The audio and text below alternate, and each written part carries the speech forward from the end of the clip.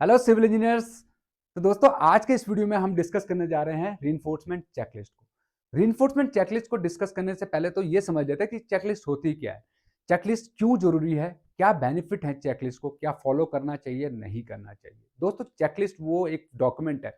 जो कि हमें ये बताता है कि कोई भी एक्टिविटी, कोई भी काम करने का सही तरीका क्या है। चाहे आप कॉन्ट्रैक्टर साइड से हो, कंसल्टेंट साइड से हो, क्लाइंट साइड से हो, हमेशा कोई भी काम करने से पहले चेकलिस्ट को जरूर फॉलो कीजिए, क्योंकि चेकलिस्ट में हर वो चीज़ लिखी होती है कि कैसे काम कर, कैसे कौन कौन से स्टेप्स को फॉलो करने के बाद जो है आप एक एक्टिविटी को सक्सेसफुली कंप्लीट कर सकते हैं। देखिए चेकलिस्ट बहुत बेनिफिशियल रहती है, कभी इन फ्यूचर में कोई भी प्रॉब्लम हो जाए, जैसे कई बार क्या होता है साइड पे कास्टिंग जो है वो गलत हो जाती है या सरिया गलत बांधा जाता है, तो क्लाइंट क्या करता है, चिल्लाता है, शाउट करता है कॉन्ट्रैक्टर के ऊपर। लेकिन अगर वहीं पे आपने चेकलिस्ट को फॉलो किया होगा तो कभी भी ये नौबत नहीं आएगी, आप अपना काम जो है बखूबी कर सकते हैं बिना किसी प्रॉब्लम के, बिना किसी डर के। तो दोस्तों हमेशा साइड पे एक हैबिट बना लीजिए कि कोई भी काम अगर आप करते हैं तो चेकलिस्ट को जरूर फॉलो कीजिए, चेकलिस्ट को कंप्लीट रखिए, ताकि आपकी कंपनी को और आपको खुद पे कभी भी नुकसान ना उठाना पड़े। देखिए दोस्तों, अगर आप कोई भी काम बिना चेकलिस्ट के कंप्लीट कर लेते हैं या आप क्लाइंट प्रेशराइज़ कर रहा है काम जल्दी करो, लेकिन आप जो है बिना चेकलिस्ट के कभी भी ऐसा मत कीजिएगा, कोई भी काम बिना चेकलिस्ट के मत कीजिएगा। क्योंकि कल की डेट में अगर कोई सीनियर आता है तो कल आपसे पूछा जाएगा कि भैया आपकी चेकलिस्ट कहाँ है? आपने कोई काम करके रखा हुआ है, रेडी है कंक्रीटिंग के लिए, आप रेडी हो चुके हो, बिल्कुल पोर का जो है आपका जो हमारा मिक्सचर है वो साइड पे आ चुका है। आप जो है कास्टिंग करने जा रहे हो, बट आपने पहले की जो प्रोसेस है उनकी चेकलिस्ट साइन ऑफ नहीं करवा रखी है क्लाइंट से या कंसल्टेंट से, तो क्या होगा? आपका काम रोक दिया जाएगा। तो हमेशा कोई भी एक्टिविटी अगर आप कर रहे हैं तो हमेशा चेकलिस्ट को ज़रूर फॉलो कीजिए। तो दोस्तों ये है चेकलिस्ट के फ़ायदे। तो दोस्तों चलते हैं हम अपनी रीइंफोर्समेंट चेकलिस्ट के ऊपर कि क्या-क्या स्टेप्स हैं जो कि आपको रीइंफोर्समेंट करते हुए ध्यान में रखने चाहिए। सबसे पहले तो दोस्तों यहाँ पर होता है आपकी कंपनी का नाम। ठीक है दोस्तों, एक्टिविटी क्या है उसका डिटेल रहेगा, रेफरेंस नंबर रहेगा कि कौन सी चेकलिस्ट है, फॉर्मेट क्या है, प्रोजेक्ट का नाम रहेगा, डेट रहेगा, लोकेशन रहेगा और सब कॉन्ट्रैक्टर का नाम यहाँ पर फिल करना जरूरी है। ये बहुत इंपॉर्टेंट है दोस्तों, ठीक है। उसके बाद यहाँ पे सीरियल नंबर, आइटम यस और नो रहेंगे और रिमार्क्स रहेगा, ये हेड्स रहते हैं। सीरियल नंबर 1 पे हम चलते हैं कि पहला जो पॉइंट है वो क्या कह रहा है, name, date, number of GFC drawing. Name मतलब किस तारीख को जीएफसी ड्राइंग इशू हुई, ठीक है दोस्तों, क्या कौन से पार्ट का है, कंक्रीटिंग की है या सेटरिंग की है। उसके बाद कौन सी डेट को वो ड्राइंग इशू हुई। और जीएफसी ड्राइंग क्या होती है, जीएफसी ड्राइंग्स होती है गुड फॉर कंस्ट्रक्शन ड्राइंग, मतलब जो कि कंस्ट्रक्शन ड्राइंग के लिए इशू की गई है, उसका रेफरेंस आपको यहाँ पर फिल करना है। सेकंड पॉइंट क्या कहता है, is the area prepared for starting reinforcement, मतलब जो जहाँ पर आप शटरिंग करने जा रहे हो, क्या वो सॉरी रीइंफोर्समेंट करने जा रहे हो, क्या वो एरिया रेडी है रीइंफोर्समेंट के लिए। ठीक है दोस्तों, उसका यस और नो करना है। अप्रूव बार बेंडिंग शेड्यूल अवेलेबल है, मतलब कि आपने क्लाइंट या कंसल्टेंट से पहले जो है बार बेंडिंग शेड्यूल, बीबीएस जिसको कहा जाता है, वो अप्रूव करवा रखा है, वो आपको यहाँ पर मेंशन करना जरूरी है यस और नो में। अगर कोई भी आपको लगता है ऑब्जर्वेशन है तो वो आप रिमार्क्स में डाल देंगे। फोर्थ पॉइंट क्या कहता है दोस्तों, is the rebar approve by QC used in the work, मतलब जो आप रिइंफोर्समेंट यूज कर रहे हैं, क्या वो क्लाइंट के क्यूसी इंजीनियर से अप्रूव्ड है, मतलब उसका मटेरियल टेस्ट सर्टिफिकेट आ रखा है, तभी आप उस इन्फोर्समेंट को यूज कर सकते हैं। Has the required barricading and safety measure been taken, क्या आपने प्रॉपर बैरिगेट कर रखा है उस एरिया को, क्योंकि कई बार क्या होता है कि अगर सरिया बांधते हुए गिर जाए या कोई प्रॉब्लम हो जाए, किसी को चोट लग जाए, तो उसके लिए आपको ये सेफ्टी कंसर्न रखना जरूरी है। नेक्स्ट पॉइंट क्या कहता है, is the area to be reinforce compatible with the drawings that are provided. ठीक है दोस्तों, इधर क्या लिखा है, is the area reinforce compatible with the drawings that are provided, मतलब ये कह रहा है कि क्या जो रिइंफोर्समेंट आपने दिया है क्या वो उस एरिया के हिसाब से कंपेटेबल है। ये आप नहीं बताते हैं, या आपका कंसल्टेंट आपको बताता है, उससे ये अप्रूव होना जरूरी है। ठीक है। Are the required tools available at the site to ensure correct work, मतलब जो जो सरिया बांधने के लिए जो टूल्स इक्विपमेंट की जरूरत होती है, क्या वो साइट पे अवेलेबल हैं। Is the reinforcement stack on wooden runners to keep them clean, मतलब जहां पर स्टैकिंग हो रखी है, जहां पर सरिये को रखा गया है, क्या वो स्पेस जो है वो नीट एंड क्लीन है, वहाँ पर सरिया में जंग लगने के चांसेस तो नहीं है, कहीं पानी वगैरह या मिट्टी पे तो नहीं रख रहे हो, सीधे ग्राउंड पे तो नहीं रख रहे हो, वुडन प्लैंक्स अवेलेबल हैं वहाँ पर, मतलब ज़मीन से उठा के रखा हुआ है ना, हवा में रखे हुए ना, या किसी सॉलिड स्ट्रक्चर के ऊपर रखे हुए हैं ताकि उस पे जंग ना लगे। ठीक है दोस्तों, नेक्स्ट क्या कहता है, is the reinforcement free from oil, muds, grease and other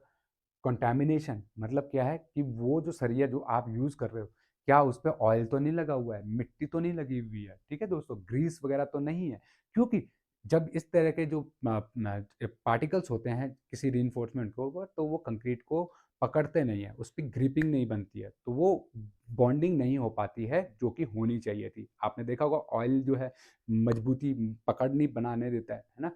फिर उस इसीलिए जो है दोस्तों आपको इनका पहले इंश्योर करना चाहिए कि उस पर तेल वगैरह ना लगा हो, ग्रीसिंग वगैरह ना लगी हो, मिट्टी वगैरह ना लगी हो। नेक्स्ट पॉइंट क्या कहता है, is the overlapping of rear bar for correct length,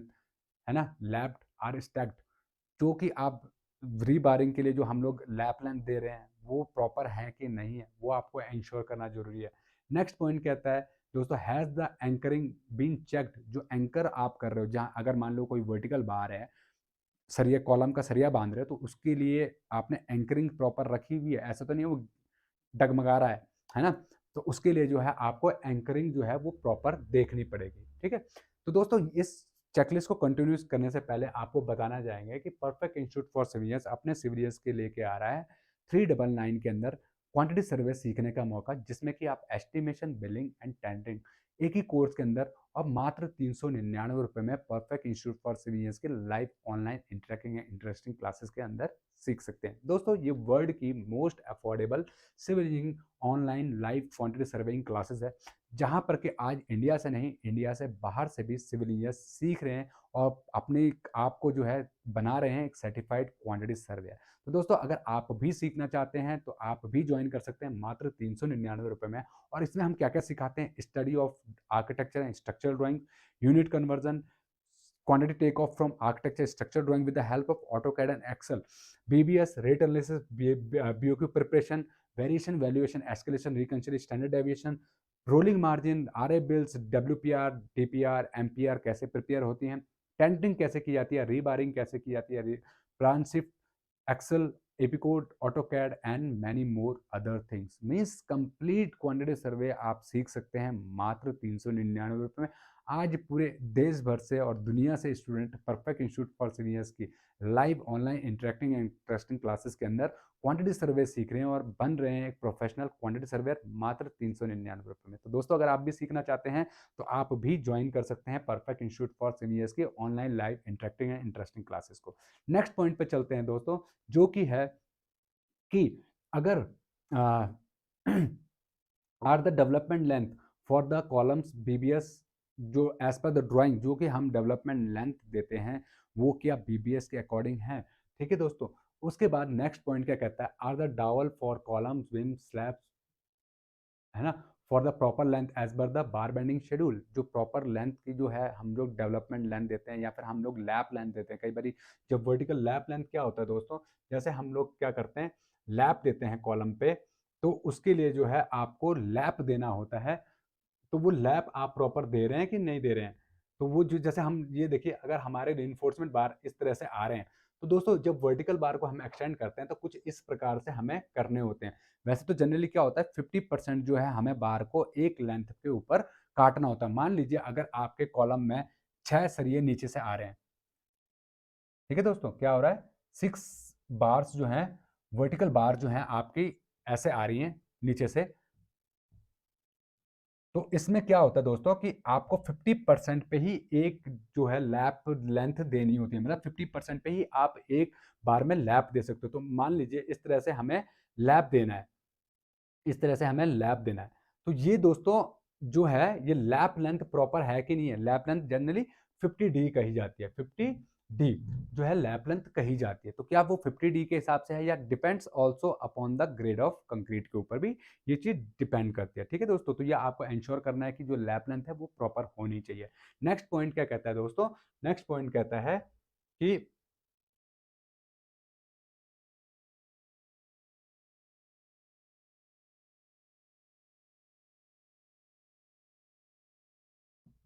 next point कहता है दोस्तों कि are the required hooks fixed and is the right for the upper layer reinforcement correct, जो हुक लेंथ है वो प्रॉपर है कि नहीं है, and can be chair supported the construction load without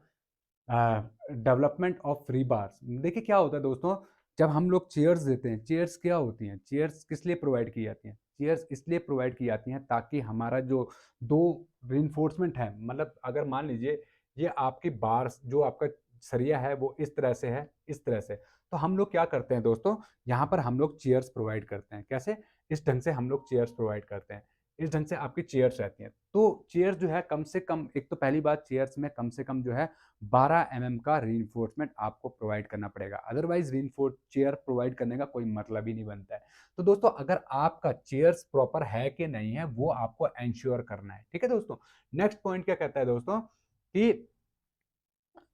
जो है are the cover blocks fixed at automatically corrected manner as per the specification। अब कवर ब्लॉक्स जो हम लोग प्रोवाइड कराते हैं, क्योंकि एक बार क्योंकि सरिया बन गया, सरिया बनने के बाद आपने कवर ब्लॉक लगा दिया और उसके बाद आप शटरिंग करते हो, तो अगर आपने कवर ब्लॉक नहीं लगाए होंगे तो आपका जो कवरिंग है वो प्रॉपर नहीं आएगी। तो आपको इंश्योर करना है शटरिंग कराने से पहले या रीइंफोर्समेंट को गो हेड देने से पहले कि आपके कवर ब्लॉक्स प्रॉपरली लगे हैं या नहीं लगे हैं, ठीक है। देखिए वो चीज़ आपको यहाँ पर करनी है। नेक्स्ट पॉइंट क्या कहता है पिम चेक सफिशिएंट कवर ब्लॉक्स, वही है अभी जैसे हमने बात किया, कवर ब्लॉक जो है वो प्रोवाइडेड होने चाहिए आपके जो मेंबर है, क्योंकि कॉलम में अलग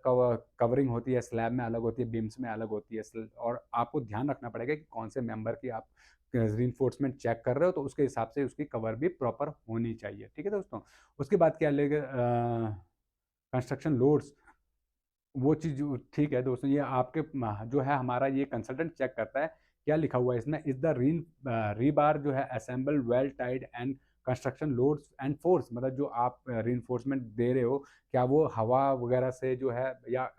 जो हमने टाई कर रखा है उसको एंकरिंग कर रखा है, कहीं ऐसा तो नहीं वो गिर जाए बाद में, तो इसके लिए जो है हमें उसको जो है प्रॉपर चेक करना चाहिए, उसकी जो है एंकरिंग प्रॉपर होनी चाहिए। लास्ट क्या लिखा है, is the bar binding wire जो है, is the binding wire of correct size, 16 से 22 गेज की जो है हम लोग जो वायर बाइंडिंग, जो बाइंडिंग वायर है वो यूज करते हैं फॉर रीइंफोर्समेंट को टाई करने के लिए। Are the ends of the binding wire turn away from the surface, ऐसा नहीं है कि उसका एक्चुअली जनरली होता है क्या है, जब हम लोग सरिया बांधते हैं तो सरिया अगर इस ढंग से आपका बंधा हुआ हो, क्या होता है साइड पे, कंस्ट्रक्शन साइड पे, कि ये आपका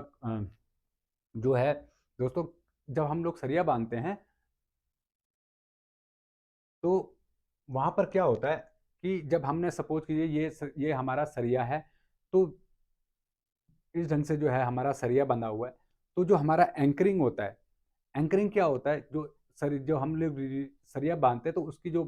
वायर है वो इस ढंग से हमारी आती है, तो वो प्रॉपर है कि नहीं है, उसको बाहर की तरफ नहीं होनी चाहिए, वो अंदर की तरफ से होना चाहिए। ऐसा नहीं हो कि वो बाहर की तरफ जो है वो आ रखा है, ठीक है दोस्तों, क्योंकि वो क्या करेगा बाद में दिक्कत करेगा, आपके प्रॉपर जो है वो वहां पर नहीं हो पाएगी, एंकरिंग नहीं हो पाएगी, ठीक है। वो एक स्पेस वहां पर क्रिएट कर देगा, तो इसके लिए जो है उसकी जो